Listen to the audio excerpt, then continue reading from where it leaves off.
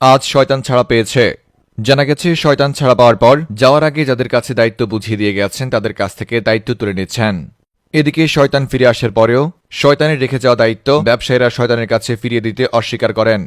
এদিন ব্যবসায়ীদের সাথে শয়তানের শয়তানি দায়িত্ব ফিরিয়ে দিতে অস্বীকার করেন দেশের চাঁদাবাজ, সুদখোর এবং ঘুষখোরেরাও। এদিকে শয়তানের সাথে এত বড় বেইমানি করায় শয়তান সেখানেই তাদের উদ্দেশ্যে গালমন্দ করেন। এক পর্যায়ে শয়তানের সাথে সেখানে হাতাহাতিও হয়ে যায়। অতঃপর দুঃখে কষ্টে শয়তান তার ভেরিফাইড ফেসবুক পেজে আবেগঘন স্ট্যাটাস দেয়। এই স্ট্যাটাসে শয়তান লেখেন, যাদেরকে ভাই ভাবতাম তারাও আজ আমার সাথে বেইমানি করেছে। স্বার্থের এই দুনিয়ায় কেউ আপন হয় না। এদিকে জানা গেছে, শয়তান আবারও তার সেই টিকটকার বন্ধুদের সাথে পুনরায় হাত মেলাবেন এবং যারা এই রমজানে হিজাব পরে টিকটক ভিডিও করেছে তাদেরকে বিশেষভাবে পুরস্কৃত করবেন।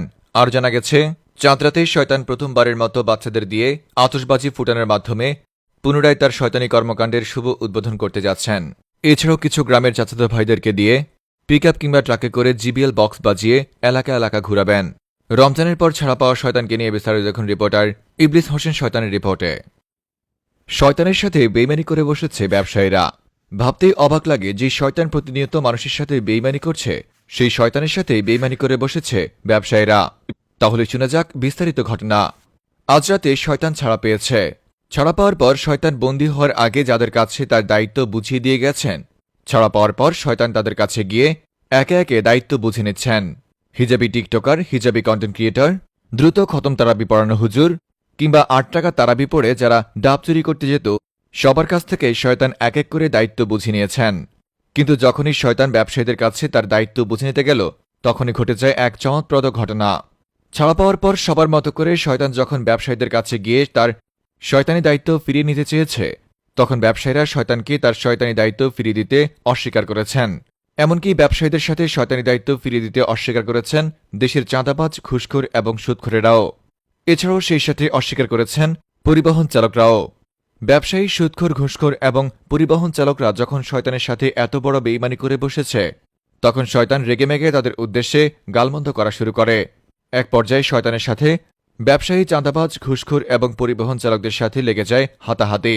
হাতাহাতির এক পর্যায়ে ব্যবসায়ী, পরিবহন শ্রমিক এবং সুদখোর চাঁদাবাজরা শয়তানকে ধরে উদম কেলিয়ে দেয়।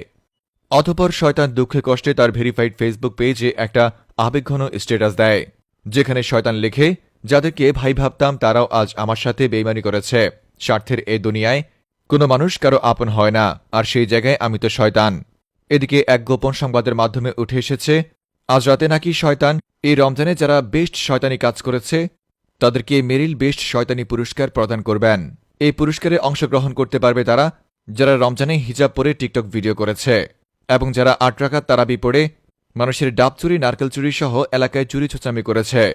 এছাড়াও অংশগ্রহণ করতে পারবে যারা এই রমজানে খুব দ্রুত তারাবির নামাজ পড়েছে এবং যারা সেহরি খেয়ে ঘুম দিয়ে ইফতারের আগে উঠত, তারাও এই পুরস্কারে অংশগ্রহণ করতে পারবে। এছাড়াও এমন মোট ১০০টি ক্যাটাগরিতে শয়তান তার মেরিল বেস্ট শয়তানি পুরস্কার প্রদান করবেন। আপনার কোন বন্ধু এই মেরিল বেস্ট শয়তানি পুরস্কার পাওয়ার যোগ্য, তাকে অবশ্যই এই ভিডিওর নিচে মেনশন করুন। আশা করি শয়তান নিজে এসে তাকে এখানে পুরস্কার প্রদান করবেন।